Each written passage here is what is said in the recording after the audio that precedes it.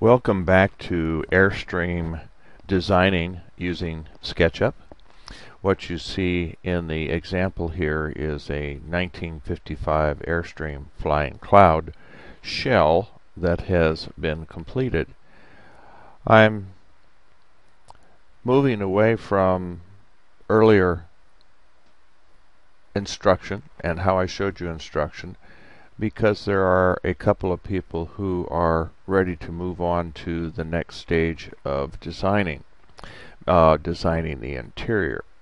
And so what I want to do is go over some of the things about why we've designed the trailer the way we have and what kinds of things you can do in the next steps of designing. The first thing that I want to show you is just how to look at the shell and determine what you have as far as your shell design. As you know, we can have styles window opened. We can click on display and profiles, and that helps us see the lines of the intersection of the panels that create the trailer we're working on. And in this one you'll notice I've left the lines and not done smoothing here, and I've used a smoothing here because this section of the trailers look rounded, where on the 50s trailers you get the strong feeling of the sections of the trailer because it's made with really flat sheets of metal that are formed over curved ribs. I'm going to turn those off, and what I want to do now is close the styles window and open the shadows windows, and you'll notice that I have the shadows, display shadows, and use sun for shading turned on. And what I will show you how is you can take these sliders, and if you click with your left mouse button and hold it down, you can slowly move this back and forth, and you can make the light and shadow pattern change so that you can see better the panels of metal of where they are and how they're formed. So if you can see here on the back of the flying cloud, which is a whale tail, by moving the shadow line I can really see the flat metal pieces that create the contours of the trailer. And then turning the trailer around to the front, I can take and do the same thing again to kind of double check and see that the form I've created is what I'm after, and if it looks the way that I would like it to look. Okay, to continue with this demonstration, I'm going to turn off the shadows just because it takes a lot of memory. And then what I want to talk about is, once you have the shell completed, beginning to design the interior. Now, the way I tried to guide you to do this is that the shell is divided into sections of design. For instance, this would be the center curbside section. That would be the center street side section. And you can see we have the same things with the caps that are on either end of the trailer. Let's click on the one facing it, and I'm going to again right click, hide, and it hides that section so that I can now see inside the trailer with my floor plan and begin to do some designing. And whenever I'm actually doing designing, I like to have the lines turned on because this helps me do the work. Now if you look inside right now, I have an example of the cabinet that would hold the stove and the sink, and have begun to design this particular item. So what you can do is you can take, and for instance this shows a single bed with drawers.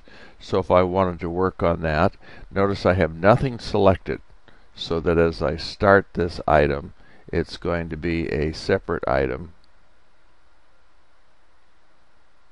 So I get my pattern, double click so the whole thing is highlighted, right click, make component, and I would put in here single bed. Make sure that this is clicked or chosen, hit create.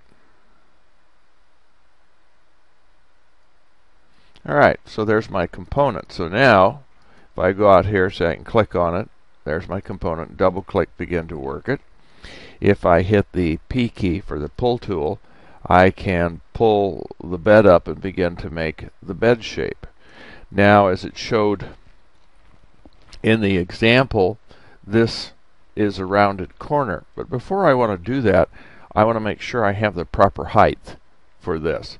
So if you go up here and get this measurement tool, you can click on one corner and then click on the other corner and pull out, and you'll see that that's 1 foot 2 5/8 inches high. Now the nice thing about here is I can come back and click on the top surface. I've got a white arrow, which means it's working at the moment, so I've got to wait for that to complete its work.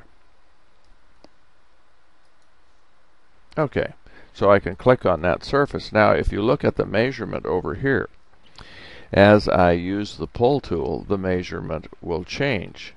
So that's how I can look at this and know that I can design this and get it exactly the right height.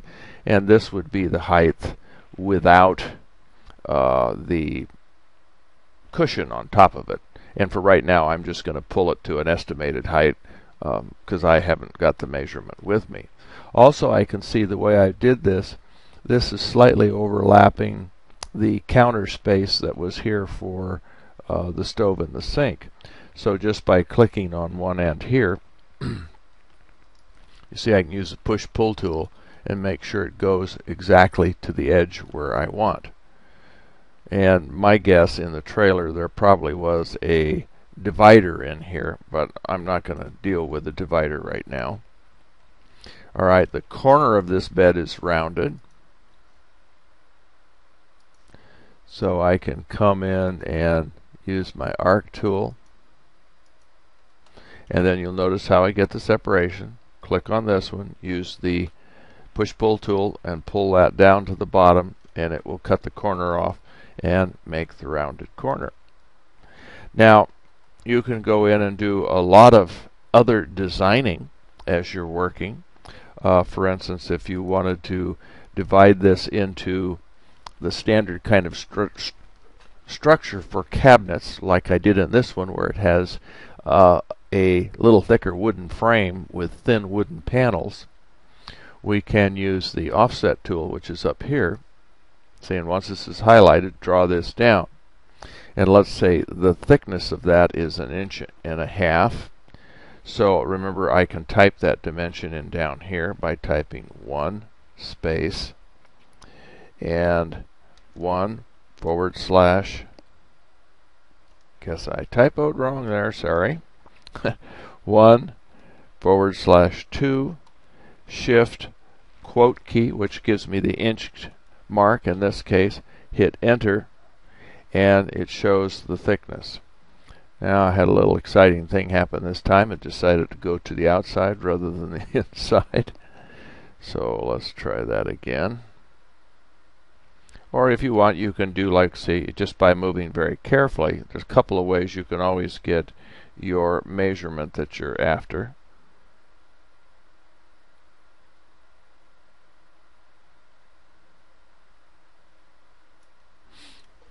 Alright, and then since this would be a panel that was thinner, if you clicked on it and then took and used the push-pull tool to push that back a little bit, you can see that inset from the frame. And then if this particular item had drawers in it, I'd highlight this, come up and get my rectangle tool and draw in the drawers that were in here. And again, you can use the measurement tool and do those to measurements. If both drawers are the same size, I can click till I have it highlighted again, remember, and I can use my move tool, holding down the control key to duplicate it and slide it across to get the proper drawer space. Alright.